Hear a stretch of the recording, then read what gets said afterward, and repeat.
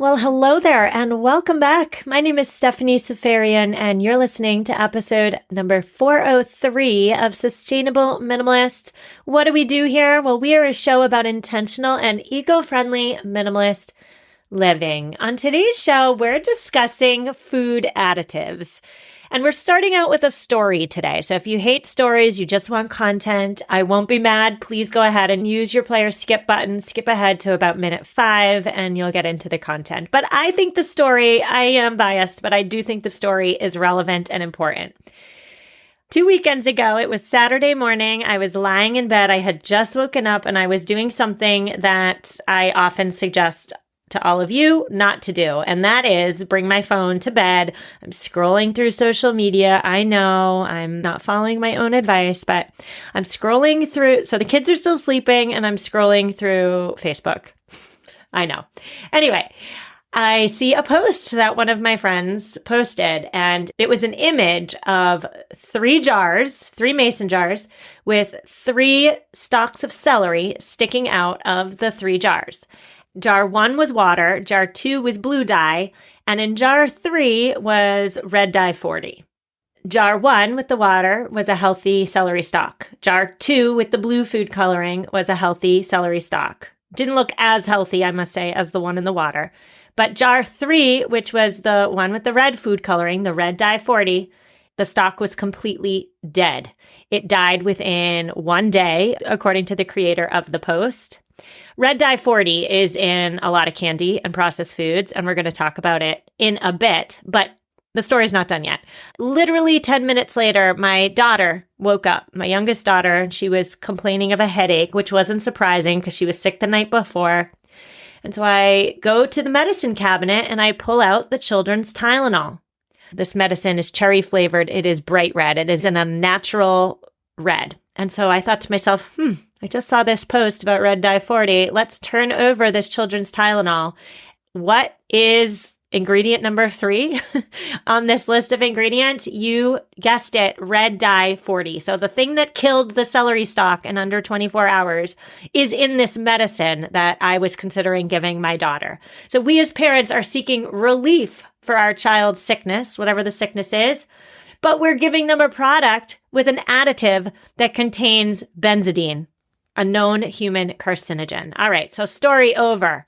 Unless you live on a farm and grow all your own food, you're buying food.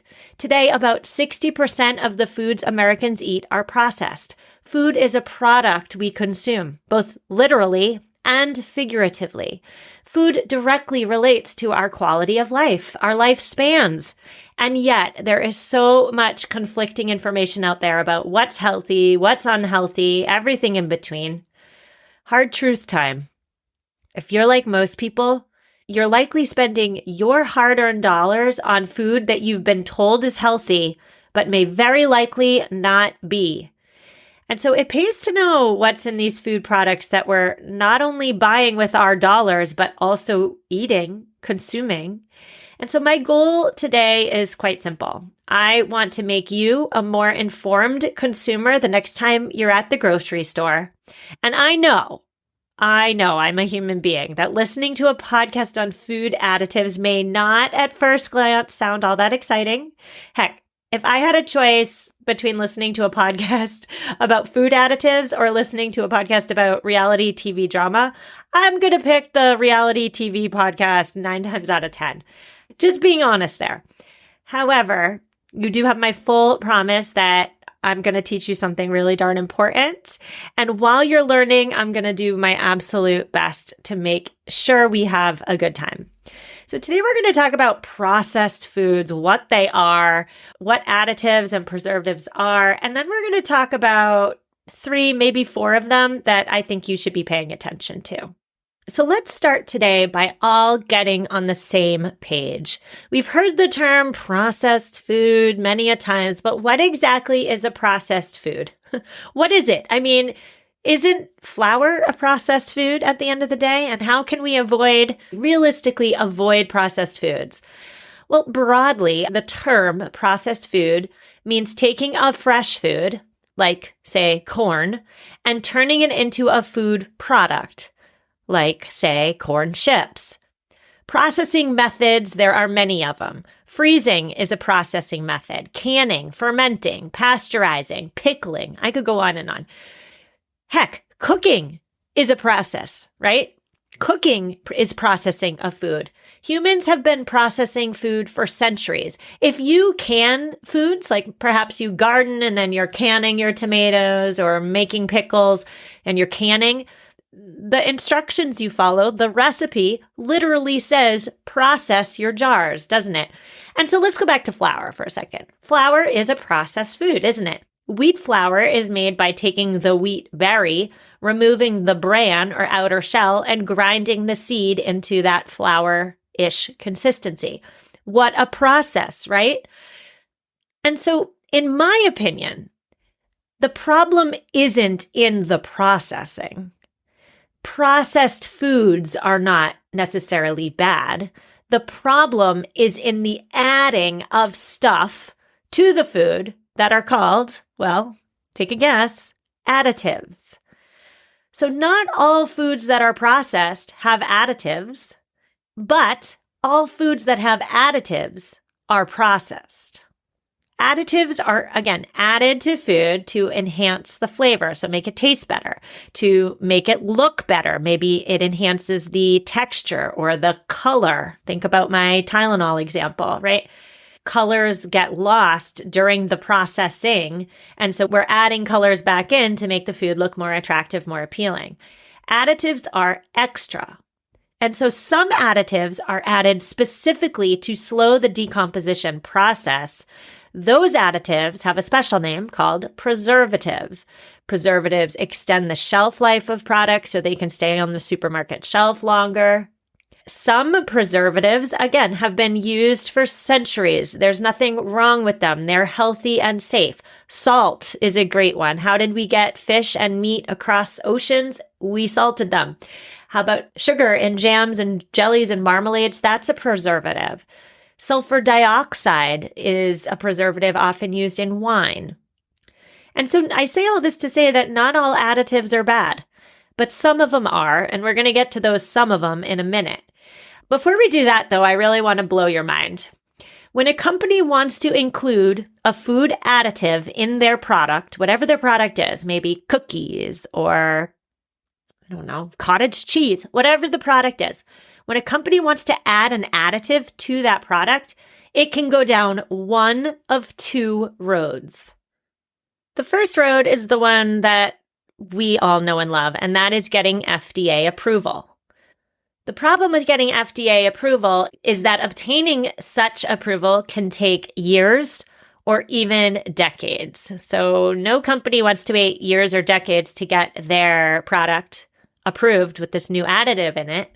So most companies take route number 2. It's much faster. On road 2, a company can choose to have its food additive declared, quote, generally recognized as safe, or GRAS for short. When a company goes down road number 2, it's the company that decides that what it's adding to its product is safe. And notifying the FDA on road number 2 is completely voluntary. Yes, that is correct, listeners. Companies do not have to inform the FDA about the additives they're using. In 1958, the GRAS designation was established as an exception for common, keyword common, household ingredients like baking soda, let's say, that were widely used and known to be safe. So if a company was adding baking soda into their product, the generally recognized as safe designation was used to help speed that up. Baking soda, nobody's complaining about or concerned about, right? The generally recognized as safe designation helped to cut through a bit of red tape, let's say. But in 1997, the FDA introduced a new rule that allowed companies to decide for themselves whether an ingredient was safe. And so now the generally recognized as safe road is a loophole, essentially. And it's super misleading, right? As a consumer, as somebody who buys food, it's super misleading. According to a 2016 survey, 77% of people surveyed believed that GRAS, generally recognized as safe, meant that the FDA had evaluated the ingredient and found it to be safe. But that's not true.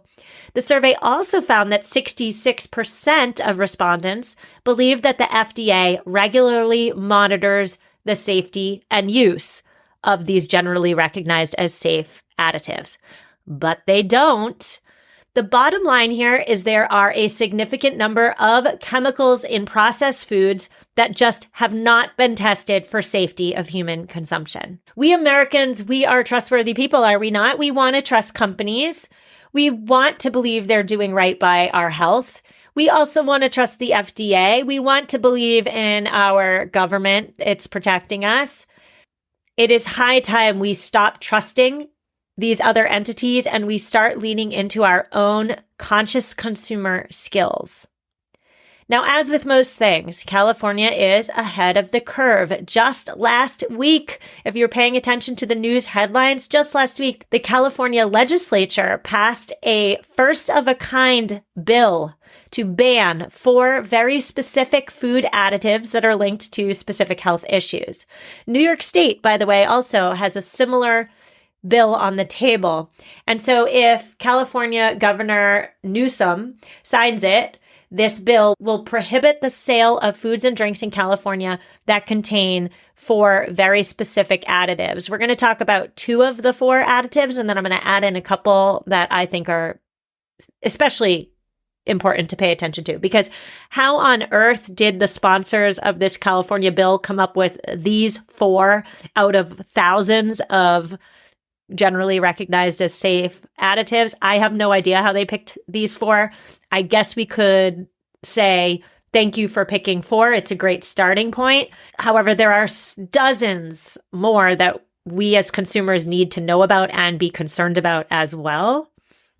And so I should say here too that the 4 additives that California is planning to ban as of 2027. These 4 additives, they're already banned in the European Union and so many other places around the world. We, here in America, we are behind the curve when it comes to making sure our food supply is healthy.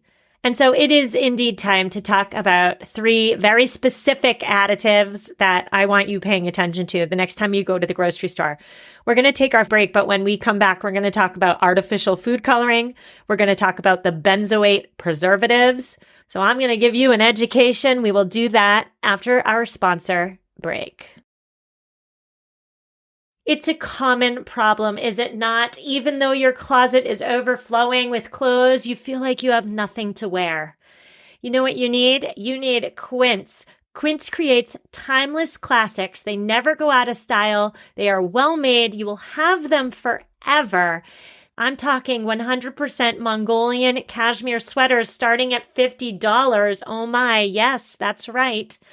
All Quince items are priced 50 to 80% less, and that's because they partner with top factories. They cut out the middlemen and pass the savings on to us.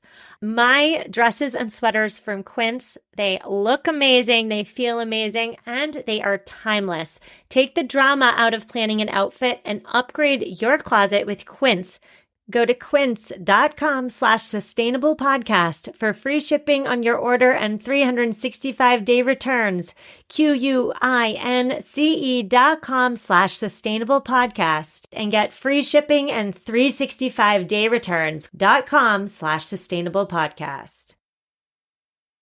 If getting dressed is hard for you, like it is hard for me, you need Armoire. With a clothing rental membership from Armoire, you can build the perfect fall wardrobe. Right now, my listeners can give Armoire a try and get up to 50% off their first month. That's up to $125 off. Visit armoire.style/sustainable. That's armoire.style, ARMOIRE.style/sustainable to get up to 50% off your first month and never worry about what to wear again. You know how it feels. You want to look timeless and chic and not contribute to environmental degradation. Armoire.style/sustainable for up to $125 off.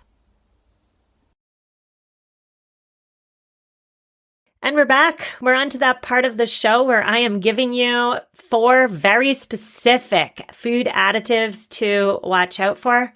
The first one, broadly, it's a category, and that is the artificial food coloring. The California legislature just banned red dye number 3. And I should say here too, red dye 3, again, first of all, is derived from petroleum. It has been banned by the FDA in cosmetics for an awful long time because studies show that it causes cancer in lab animals. Yet, crazily enough, it is still used. Red dye number 3 is still used in food and medicine to, again, give it that bright red hue. So if you're thinking to yourself, we're not allowed to put red dye 3 on our bodies, but we can still consume it. We can still eat it. That doesn't sound right. My spidey sense is going off. That's good. Your spidey sense should be going off. That makes no sense.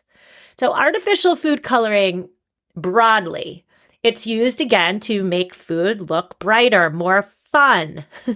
But artificial food coloring, it adds no nutritional value. And in some cases, like in the case of red dye 3, it can cause more harm than good.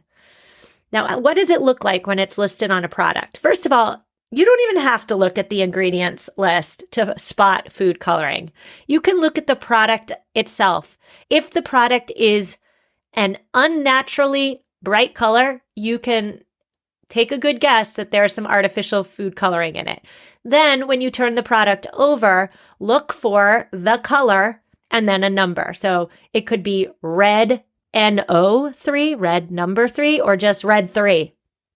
There are 9 certified synthetic dyes that are approved for use in the US at this moment in time, but only 3 of them make up 90% of their use in food.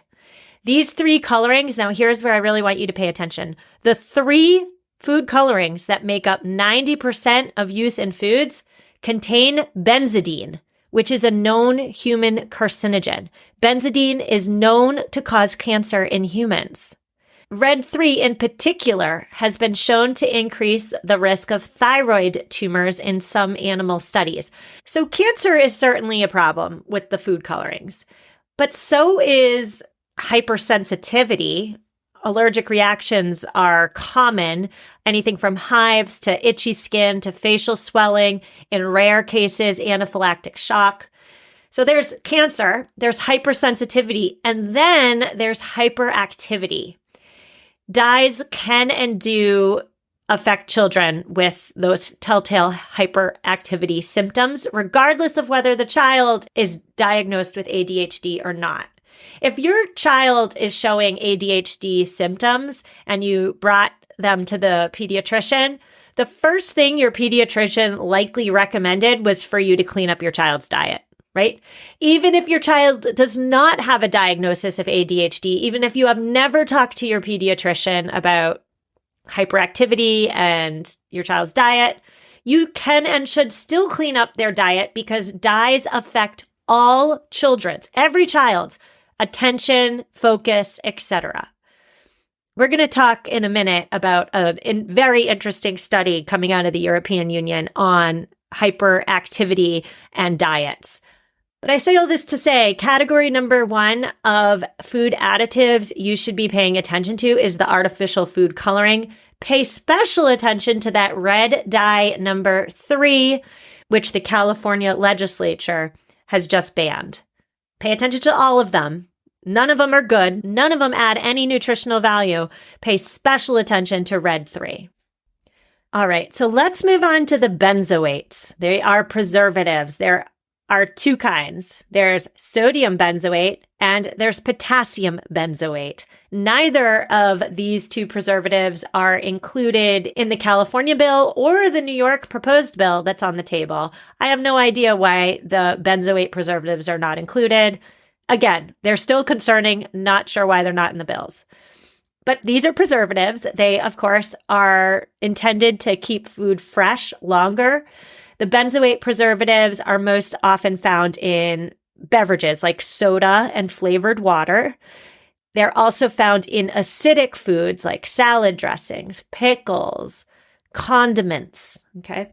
I should say it here too that the benzoate preservatives are also found in non-food items, shampoo, toothpaste, mouthwash. So there's an opportunity here for multiple exposures throughout your day. And the way I see it, there are two big problems with the benzoate preservatives. Number one is they exacerbate symptoms of ADHD. So we were just talking about ADHD with the dyes, right? And a study from 2007 did again test these benzoate preservatives and artificial food coloring on children. And this is what they found. So 2007, researchers examined 300 children in two different age groups. So the first age group was 3-year-olds, and the second age group was 8 and 9-year-olds. 300 children, okay? Over 3 one-week periods, the children were randomly assigned to consume one of 3 fruit drinks each day. So drink 1 had the amount of dye and sodium benzoate that's typically found in a British child's diet. That was drink 1. Drink 2 had lower concentrations of these additives. And drink 3 was free of all additives. So no dye, no preservatives, no benzoate preservatives. Parents and teachers had no idea which drink their children were drinking, but they did make notes on their children's behavior and attention spans.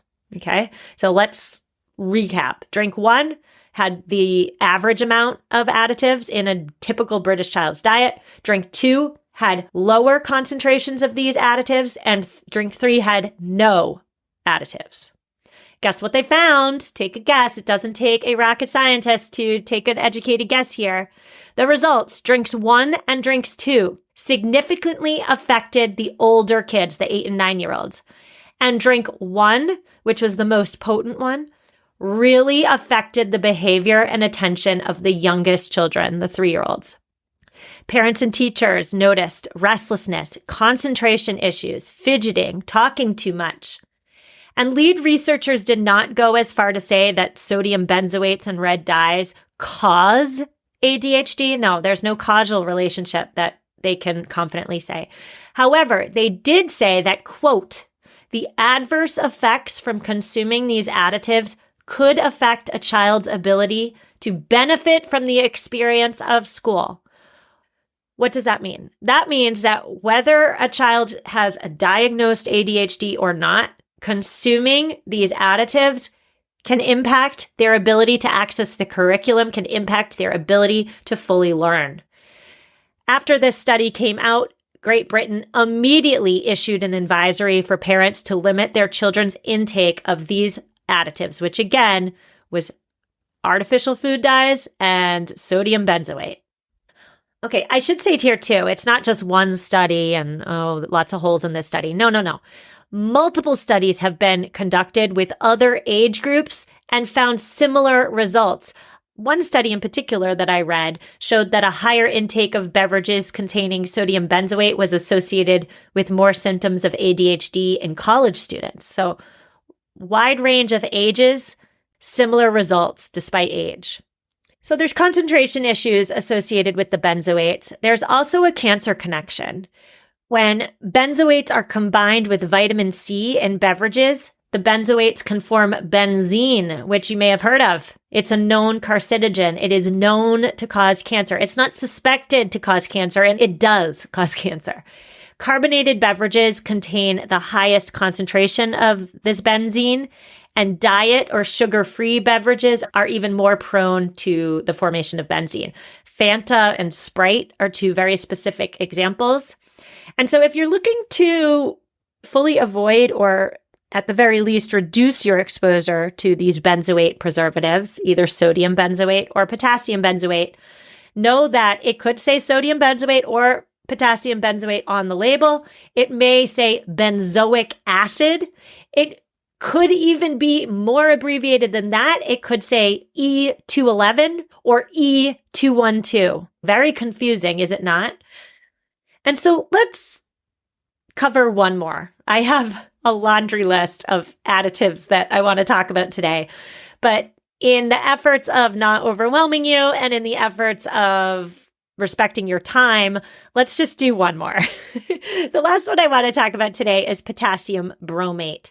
Potassium bromate is in the California bill, by the way. So as of 2027, assuming Governor Newsom signs it into law, no products sold in California will have potassium bromate. What is it?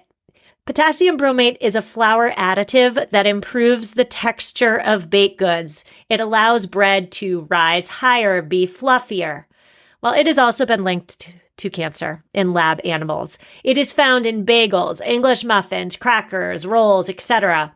I should say, I make a lot of my food at home. I'm getting better and better every month with this. However, I am not at the point where I'm making tortillas at home. I'm not sure I'll ever get to the point where I'm making tortillas at home, if I'm being completely honest. However, as I was preparing for this episode, I was reading about potassium bromate. I thought to myself, I think I have a package of tortillas in the fridge. Let's go check them out. I took them out of the fridge, turned it over. Sure enough, potassium bromate was listed in the ingredients list. So potassium bromate, it's an additive in our bread items, and it is classified as a possible human carcinogen by the International Agency for Research on Cancer. That means, fancy way of saying, it may increase your cancer risk. Now, again, the US of A, we are behind the curve. So many countries have already banned potassium bromate. The EU, Canada, Brazil, China, I could go on. Why is it still allowed in the United States? I have no idea. What's particularly frustrating to me about this possible carcinogen that's in our food supply is that it's completely unnecessary. Yeah, it can improve the texture and rise of your bread, but other healthier ingredients can do the exact same thing. It's totally possible to bake without potassium bromate. And so let me just say here too, on Thursday's episode, I'm bringing you an interview with the two authors of a new sourdough bread cookbook. I'm so excited. We're talking all things sourdough. You can buy bread at the supermarket without potassium bromate. You just have to know to look for it. You can also make bread in your own kitchen without any additives or preservatives whatsoever. And so if you have any interest in expanding your cooking skills, maybe trying sourdough out for the first time, definitely listen to Thursday's episode because my guests are a wealth of knowledge. And the episode is full of my trials and tribulations as I sought to master sourdough. I started back in March. I feel like I'm at a good place now. And so definitely listen to Thursday's episode. It's a fun one. All right, so let's recap. So we talked about artificial food dyes, we talked about the benzoate preservatives, and we talked about potassium bromate. Now I want to give you some thoughts, some action steps. Where on earth do we go from here? I have been all over the map on this. I am, of course, as I've said many a time, a zero to Oprah type of person. When I decide I'm going to do something, I go all out. So in this case, I decided I was not eating any more foods that I did not cook myself. And I did that for a good 3 to 4 months. I was so proud of myself. But it was hard work. And then one day I was at a rest stop and the Starbursts were calling me and I ate a whole pack of Starbursts and then I felt guilty and I went back to my old eating habits. So the 0 to Oprah, the 100% perfect all the time, it doesn't work long term, at least for me. And so these days I'm following the 80-20 rule. 80% of what I consume is homemade and largely additive free. 20% of the foods I eat in a week are processed, let's say, or from a restaurant even. Because again, for me, being militant always backfires. I love Starbursts. I love the red ones in particular. I want to live a life in which I can eat them occasionally. Keyword occasionally, as a treat. And so compare this 80-20 rule with the statistic I shared at the beginning of the show, which is that today about 60% of the foods Americans eat are processed. Michael Pollan, he's an author. He's also my food hero, by the way. He gives the very simple advice. Don't eat anything your great-grandmother wouldn't recognize as food. And again, if that's too militant for you, if you're just not there yet, and perhaps you'll never be there, I do have some incremental tips for you. The first one, is to, first of all, remember that if you have children, children are more susceptible than adults to the potential risks of unsafe additives. Kids eat more food pound for pound, which means that their developing organs are especially vulnerable. So yes, worry about yourself and your own health, but pay special attention to your kids because your kids are growing and they're more susceptible to potential risks. As a mom, I want my kids to fill up on healthy, whole foods. And so I've done many episodes on this in the past, but what's working for me right now is bringing my kids with me to the grocery store so that they can pick out the fruits and vegetables that they're interested in eating for the upcoming week. That works. I mean, bringing the kids to the grocery store is not fun, and it can indeed backfire. Just as they're asking for the organic raspberries, they're also asking for the cakes. But largely, by and large, it works for me at the moment. I've also learned that presentation really does matter. Just this morning, I was preparing their breakfast, right? And so I cut up a plum and I cut up a banana and I put these items in a pattern. So plum, banana around the periphery of the plate. That is simple. Took me an extra 10 seconds, but it looked cute and it entice them to consume it. Presentation matters with adults and especially with kids. I also am giving them the healthier foods before anything else. So again, this morning is a great example. On the weekends, my husband makes a giant batch of either pancakes or waffles, and then we have enough to spread out throughout the week. So before I'm giving them the pancakes and the waffles, and even though they're homemade and they're largely additive free, I still want them to eat the fruit first. So I'm giving them the fruit first. And then when their plate is completely or mostly clear, once the fruit has been eaten, then they get the pancakes and the waffles. And I do this all the time. I do this at snack. I do this at dinner. We have a meze. Meze is appetizer. We have meze time where they're sitting down and they're having cucumbers and carrot sticks and hummus. They're first filling their belly with that stuff before I give them the dinner because I want them to eat it. And if I put it on the side, that's going to be the thing they eat last. Okay, so I have some more thoughts for you. Very simple. If you're looking at a label, to avoid the artificial stuff, look for chocolate or cocoa on a label as opposed to chocolate flavoring, right? Or artificial flavoring. Also, on the same vein, can we go back to that time when soda and candy, really processed stuff, can we go back to that time when those items were truly treats? There was a time, I think during my childhood, they were treats. My husband, by the way, if you're listening, I'm still so mad at you. He gave my kids soda the other day at the pool. It was a nondescript day. We weren't celebrating anything. They asked for it and he gave it to them. This caused major issues in my marriage, by the way. But can we, all of us, my husband and everybody, can we go back to giving these items as treats on special occasions when they've earned it? Make them rare, because when they're rare, they're more special, right? Soda's special if you get it once a year. It's not special when you get it all the time. It's no longer special. Going to restaurants and getting takeout, they should also be treats. You may find yourself thinking, oh, well, a frozen pizza from the supermarket is probably full of additives. But what about the takeout from my favorite restaurant? That's got to be healthy. It's home cooked. Well, not so fast, right? Because you have no idea what's in your takeout. And restaurants, not all restaurants, but certainly some restaurants are likely using the cheaper ingredients with those perhaps less than stellar additives. Restaurants run on tight margins. So it would be short-sighted to simply assume that because the food is freshly cooked, it's healthier. And I'm not saying stop getting takeout. I'm not saying don't support your local restaurants. I am saying make eating out a treat again. Make it not your Monday through Friday go-to meal plan, right? Make it a treat.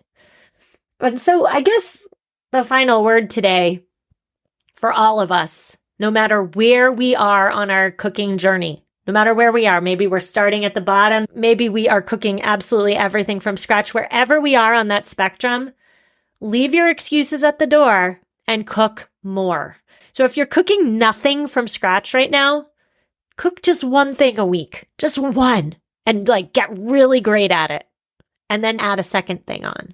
If you're cooking all the time, I'm willing to bet there's still at least one more thing in your kitchen that you can make from scratch. Maybe it's the salad dressing. Maybe it's the hummus. Maybe it's the sourdough buns that I just made to go with my chickpea burgers for tonight. And so one more plug for Thursday's episode. You want to cook more? You've never tried sourdough? Thursday's episode is going to give you all the tools, all the tricks, all the insider tips to make you successful on that journey. Show notes are at mamaminimalist.com/403. I so hope you learned something today. Reach out if you need me, and take care.